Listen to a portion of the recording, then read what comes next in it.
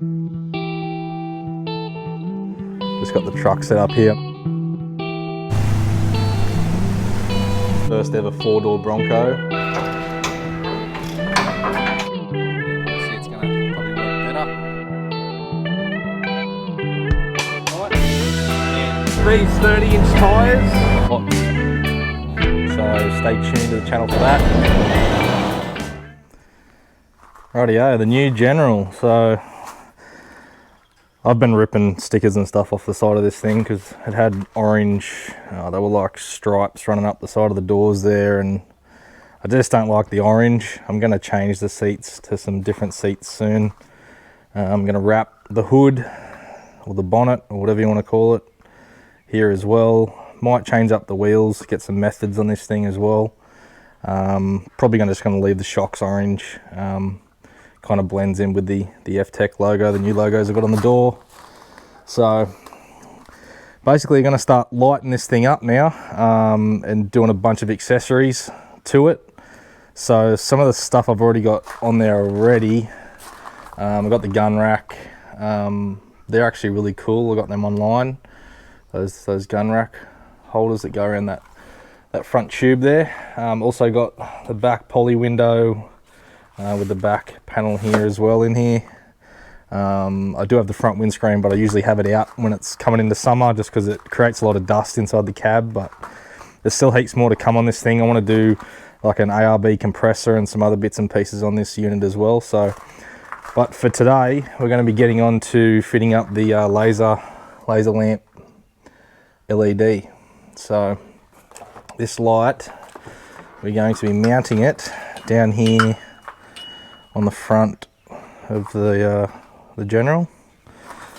So it's going to be going in there somewhere like that. So we've got our harness, we've got our brackets and stuff here. So I've just got the light sitting upside down.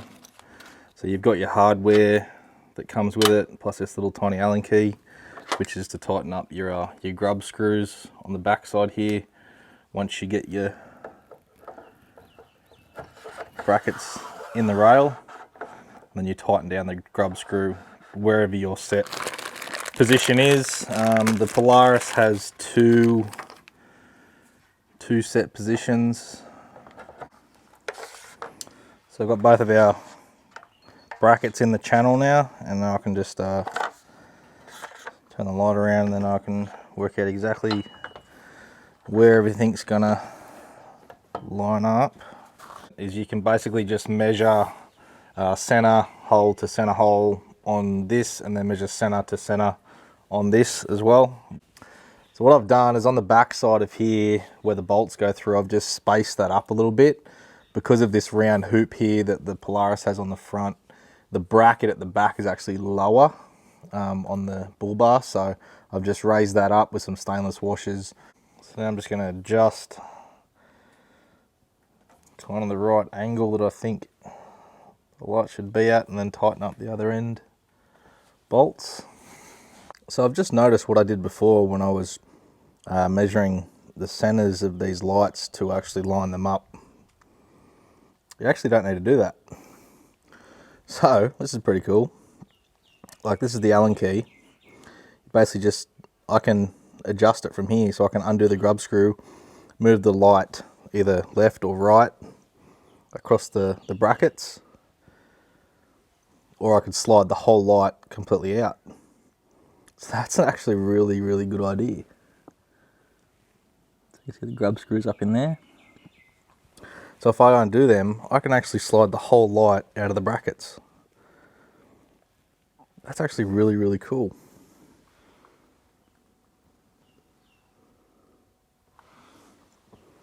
So yeah, disregard what I said earlier. You can just adjust it straight here with the Allen key. Tighten up the grub screws. Rightio, so I've got the light all mounted. Everything's been tightened up. I've adjusted it to the angle that I think it should be at. But we can make some more adjustments when we actually go and test the light.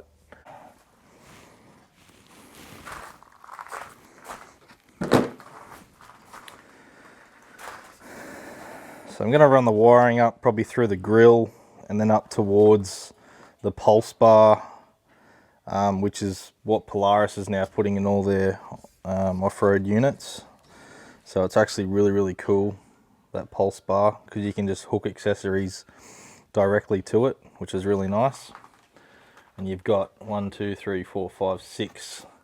6 different spots where you can put lights, and if you want to run a different winch on the back maybe, all different types of accessories you can run through that pulse bar, which is really cool. So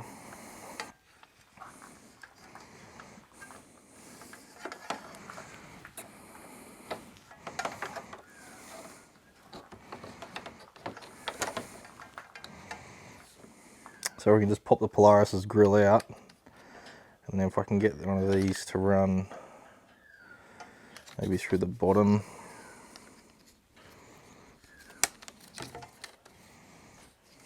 just like that, and then I'll run it back up through here. So I have the harness and everything ready to go, but I'm waiting on the pulse connectors to actually show up from Polaris. They're on back order at the moment, and they're a special design plug. So I've tried to get them aftermarket, but I can't find any. So this is the pulse bar that Polaris runs. So basically you can just hook up anything you want accessory wise. This is powered earth and positive, so basically plug and play. You just buy the connectors from Polaris, and you can just wire straight in any accessory that you wish. So it's really cool.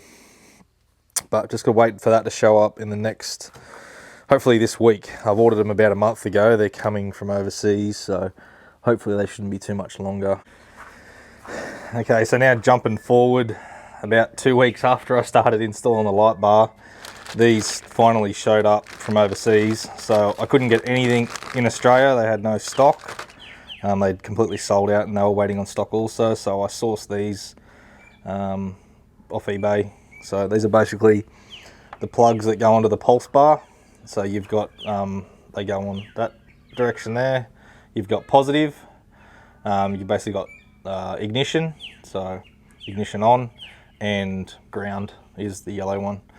So I've got the harness here also for the light bar. All your cables just go straight through this hole here. You run them straight into your dash, and you just pull the center of your dash out, and it's really easy to add accessories to these things. So I haven't actually pulled this out before yet. So on the general, it's pretty straightforward. I just watched a guy. I use YouTube as well. So I've just got my tool here for pulling out dashes. There we go. So you can see massive cavity where that comes through the firewall, and you can hook all your switches and run everything through there. So I'm not sure if I'm going to put the switch down here or if I'm going to run it just here beside the key, just a little round switch, and leave those for the other accessories that I'm going to fit later, because I don't have an OEM style rocker for lights. Drilling our pilot hole.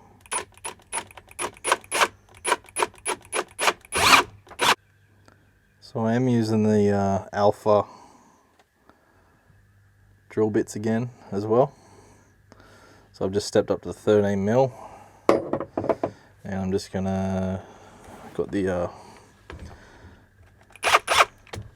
step the hole up a bit bigger now. Get it up to the size I need to get that switch through there.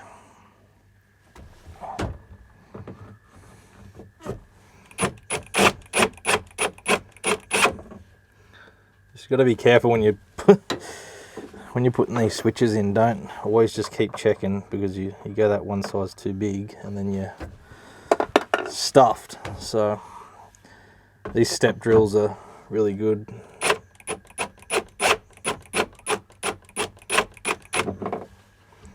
And that's perfect. So that'll actually clip in there nicely. I'm not going to push it in yet. I'm going to get the wires ran through the hole, connected up to the back side, and then I'll push it in. So yeah, red from the back of the plug went to what I cut off the end here with the fuse, so red positive. And then the blue is my ignition wire. So I'm running the LED, they're like daytime lights that are actually in the light bar itself down the bottom there. So I've ran them to ignition, so that way they come on when the headlights do, because I have this illuminated bar around the headlights on the General. So that's what the green wire is. So that's for your daytime running lamps. And then you have the purple one, which is going to be the trigger wire to turn it on. So right now I've linked them together, so they're both going to that ignition switch.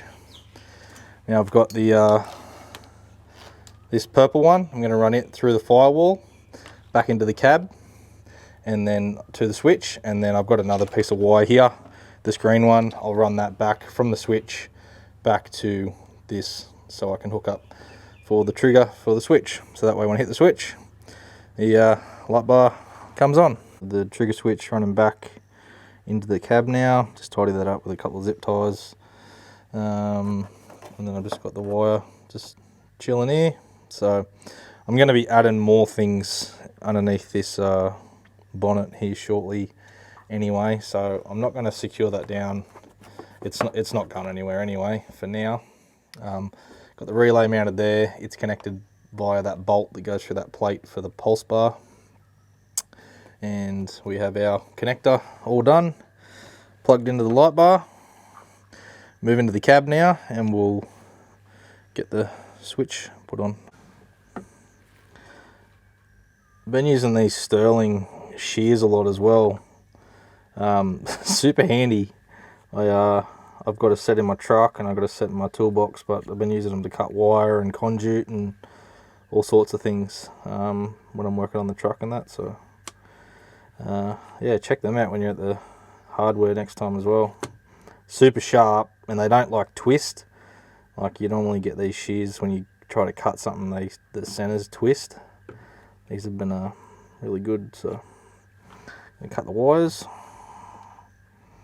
Probably about there. Perfect. Okay, so now we have the daytime running lights on the Polaris's lights, and we also have the LEDs in the back of the RRR series lit up. So I'll wait till it gets a bit darker to show you. Sun's going down. Good time to come out and test the light now. So right now it's just got the daytime running light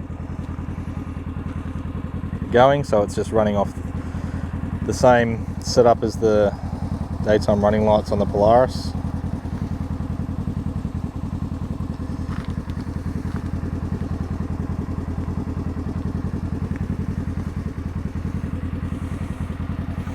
So it actually suits the Polaris really well, I think.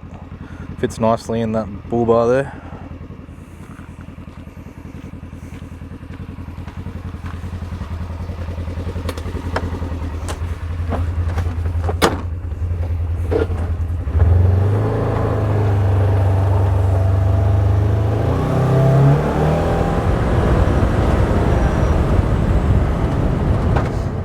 So I'll take a shot from right beside the Polaris.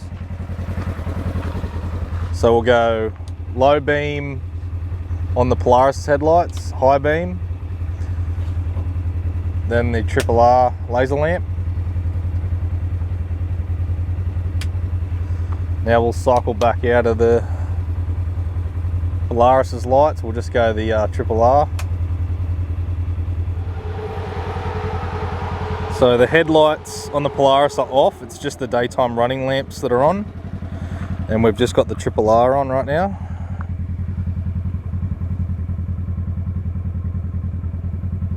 So it's showing a fair bit of light down the road.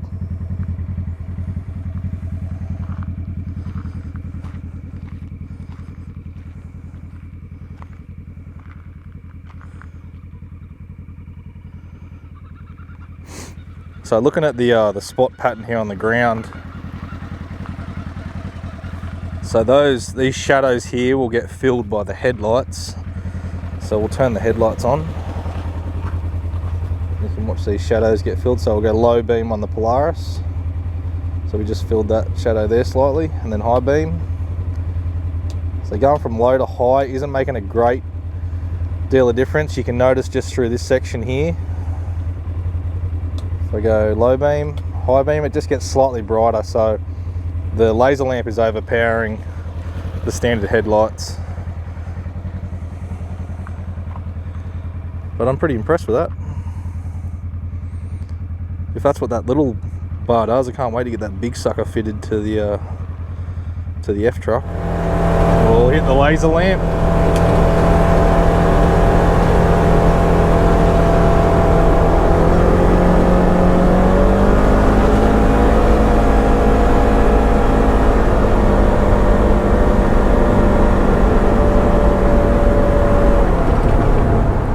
Bloody eyes are watering. Doing bloody 100 down the road, so.